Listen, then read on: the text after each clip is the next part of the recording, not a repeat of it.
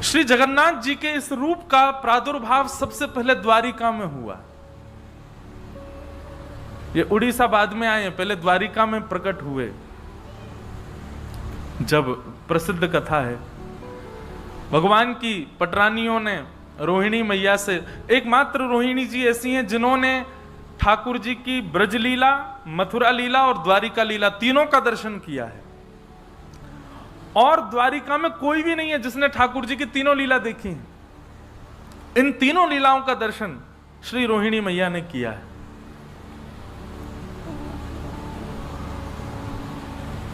तो एक दिन भगवान की सब पटरानियों ने रोहिणी मैया से कहा कि हमको ब्रज लीला सुनाओ। रोहिणी मैया बोली ठीक है, हम सुना तो देंगे आपको। पर तभी भगवान की पटरानियों ने निवेदन किया कि सब लोग आएंगे कथा में, बस 3 लोगों का प्रवेश वर्जित रहेगा। बोले कौन? बोले सबसे पहले तो बलराम जी, वो नहीं आएंगे कथा में। रोहिणी मैया बोली, बोले हमारो ही लाला, वा कोई रोक दोगे हैं? बोले मैया वा के पीछे कारण है, हम सब बहू हैं, वो हमारे जेठ जी हैं। अब जेठ जी आकर के बैठ जाएंगे तो बहू स्वच्छंद कथा कैसे सुने? बार बार यूं ही रहेगी, जेठ जी निहार रहे होंगे। अच्छा, हमारे ब्रजमंडल में एक स्थान है गोवर्धन में, उसका नाम है लुक लुक दाऊ जी। क्या नाम है? जोर से बोलो। Look look Dau ji. वो लुक लुक दाऊ जी अर्थ क्या उनका? जब महाराज हुआ वृंदावन में तो सब आए। हम गाते हैं ना, राधा नाचे, कृष्ण नाचे, सूरज भी नाचे, चंदा भी नाचे, ब्रह्मा भी नाचे, शंकर भी नाचे, सब नाच रहे थे। बलराम जी नहीं नाच रहे थे। क्यों? बलराम जी को प्रवेश ही नहीं था। किस कारण से? बोले सब लाला की गोपी जो हैं ये मेरी बहू समान है। अब जैसे ही बलराम जी प्रवेश करने लगे, गोपियों ने सबने घूंघट कर लिया, सब किनारे खड़ी होंगे। जेठ के सामने थोड़ी नाचेंगी हम। सब देवी देवता आ गए, गोपियों ने लज्जा नहीं की, लेकिन बलराम जी के आते सब सहम गए। तो फिर बलराम जी संकोच के मारे गिरिराज जी पर चले गए और श्री गिरिराज जी पर जाकर के सुंदर वृक्ष वल्लरियों के बीच में बैठ करके छुप करके वहां से लुक लुक, मतलब वहां से ऐसे छुप करके देख रहे हैं रास, इसलिए उनका नाम पड़ गया look look Dau ji, Shri look look Dau ji महाराज। तो सब भगवान की पटरानियों ने कहा, बोले मैया सब बैठेंगे कथा में लेकिन दाऊ जी नहीं आएंगे। क्यों? बोले हमारे जेठ जी हैं, उनके सामने लज्जा होगी हमको। दूसरी सुभद्रा जी नहीं आएंगी। बोले क्यों नहीं आएंगे? सुभद्रा जी ने क्या? बोले सुभद्रा जी बड़ी चंचल स्वभाव की हैं। कोई कथा सुनना होगा, बेचारे के भाव आ गए तो वो उसी के पास, तुम रो रही हो। अरे भाई, कथा में किसी को भाव आ जाए उसको छेड़ो नहीं, उसको रोन दो। थोड़ा बहुत भाव कथा में आए तो उसको करने दो। सुभद्रा जी का स्वभाव बड़ा चंचल है, वो प्रेम से कथा सुनने नहीं देंगी, इसलिए सुभद्रा जी को भी वर्ज्य रखो कथा से। और तीसरे? बोले तीसरे द्वारिकाधीश, ये भी कथा नहीं सुनने देंगे। क्यों? बोले जैसे जैसे आप कथा सुनाओगी तो तैसे तैसे आप पर कम दृष्टि उन पर ज्यादा रहेगी। आप जैसे सुनाओगे कन्हैया ने ऐसे माखन खाया, तो हम सब वही कन्हैया का चिंतन वैसे मन में ना करके उन्हीं को अच्छा आपने ऐसा किया, तो फिर कथा में विक्षेप आएगा। वो कथा में स्वरूप होता है कि व्यास जी की तरफ भी दृष्टि होनी चाहिए। इसीलिए हम कई कथाओं में ज्यादा झांकी वगैरह नहीं मंगवाते कथा में। क्यों? क्योंकि भाई श्रोताओं का पूरा ध्यान वहीं चला जाता है। बोले ओहो ये वामन भगवान आ गए, अब नरसिंह भगवान आ गए, कई जगह सुदामा जी भी आ जाते हैं। कथा में ध्यान तो, कथा में ठाकुर जी की झांकी नहीं होनी चाहिए। कथा में झांकी नेत्रों से नहीं, हृदय में दिखनी चाहिए, चित्त में दिखनी चाहिए। तो बोले अब जगन्नाथ स्वयं द्वारिकाधीश बैठे होंगे तो पूरा ध्यान उन्हीं की तरफ जाएगा, इसलिए इन 3 लोगों को वर्ज्य करेंगे।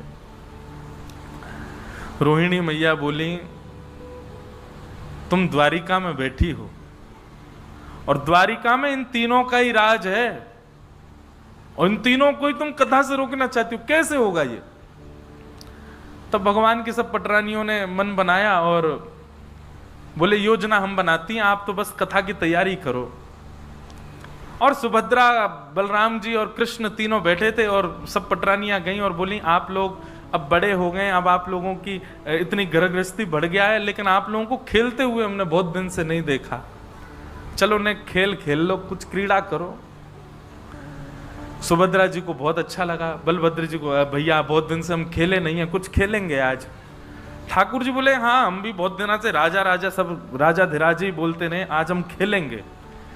खेल की बात कहती तीनों के अंदर लोभ आ गया कि हम खेल खेलेंगे। और कौन सा खेल खेला? चौसर। ठाकुर जी चौसर खेलने लगे। बलराम जी, सुभद्रा जी और श्री कृष्ण तीनों चौसर क्रीड़ा करने लगे। क्रीड़ा जैसी चल रही थी तो बीच बीच में तो खूब आनंद हो रहा था, इतने तन्मय हो गए क्रीड़ा में, तभी सब पटरानियों ने कहा अब ये खेलने में व्यस्त हैं, चलो यहां से अब कथा सुनेंगे जाकर के। जैसे तीनों व्यस्त हो गए, सब पटरानियां जाकर के वहां कथा सुनने लगी। यहां क्रीड़ा करते करते सुभद्रा जी, चंचल है ना उनका स्वभाव, सुभद्रा जी बोली सबरी भाभी कहां चली गई? भैया दाल में कुछ काला है, ये हम सबको खेल में बैठा के सबरी भाज गई, एक भी नहीं है यहां पे। ठाकुर जी बोले दाल में कुछ नहीं, पूरी दाल ही काली लग रही है हमें तो, जल्दी चलो। और तीनों महाराज ढूंढने लगे कहां हैं सब। ढूंढते ढूंढते तभी ऐसा एक सभागृह था, उस सभागृह में जैसे ही भीतर प्रवेश किया, सामने आसन पर भावावेश में श्री रोहिणी मैया विराजमान है और रुक्मणी आदि 16,108 पटरानियां भगवान की बैठी हैं, सबके नेत्र बंद हैं, नेत्रों से अश्रुधार गिर रहे हैं, सब बाल कृष्ण प्रभु की बाल लीला का दर्शन कर रहे हैं, श्रवण कर रहे हैं। ठाकुर जी ने तुरंत रोका दोनों को, बोले रुको, कथा चल रही है और कथा में भी ब्रज लीला चल रही है, हम लोगों ने कहीं अंदर प्रवेश किया तो विक्षेप हो जाएगा, कथा में भाव में विक्षेप हो जाएगा। ठाकुर जी पीछे ही खड़े हो गए, दूर ही खड़े हो गए, वहीं खड़े खड़े सुनने लगे अपनी लीला। लीला सुनते सुनते सुनते सुनते ठाकुर जी को भी भाव आ गया, सुभद्रा जी को भी भाव आ गया, श्री बलराम जी को भी भाव आ गया और भाव की चरम स्थिति पार होने लगी, प्रेम की 10वीं अवस्था पार हो गई।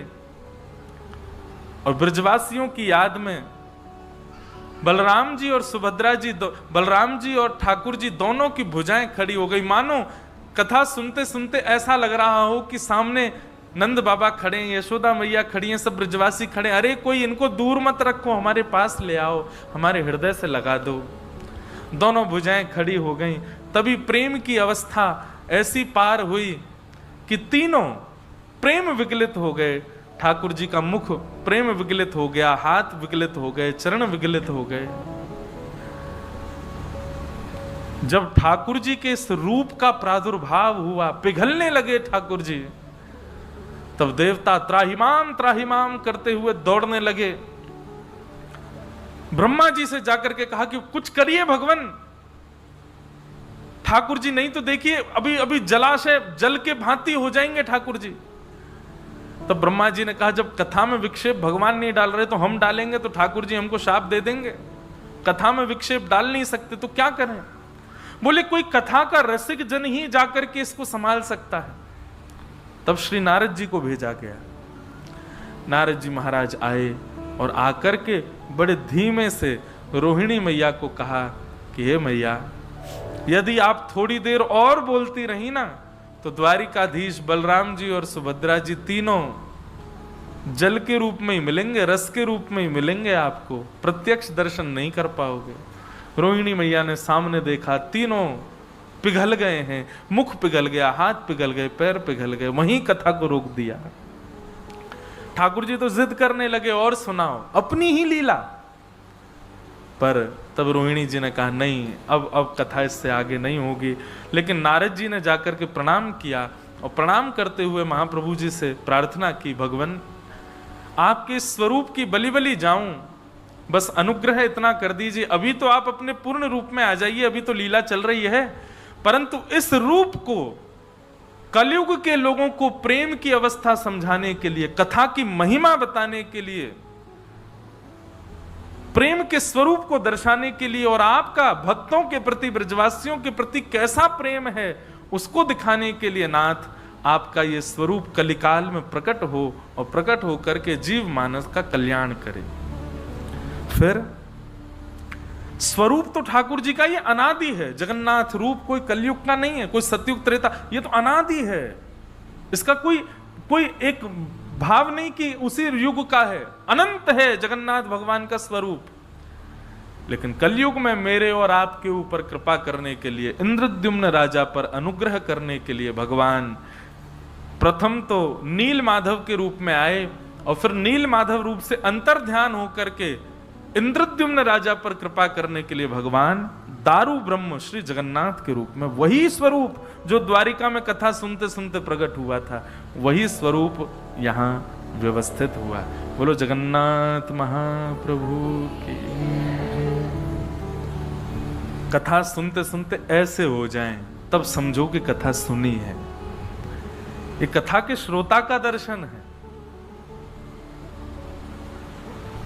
हम आप जैसे हैं वैसे ही रह जाते हैं। इसका मतलब ये नहीं कि आपकी आंख नाक सब पिघल जाएं। पिघलने का मतलब केवल तन का पिघलना नहीं होता है, हृदय विगलित हो, प्रेम विगलित हो। हम सबसे बड़े श्रोता पूरे ब्रह्मांड के यदि कोई हैं तो वो श्री जगन्नाथ जी हैं। ऐसे महाप्रभु जी को हम प्रणाम करते हैं, ऐसे जगन्नाथ जी को हम प्रणाम करते हैं। कई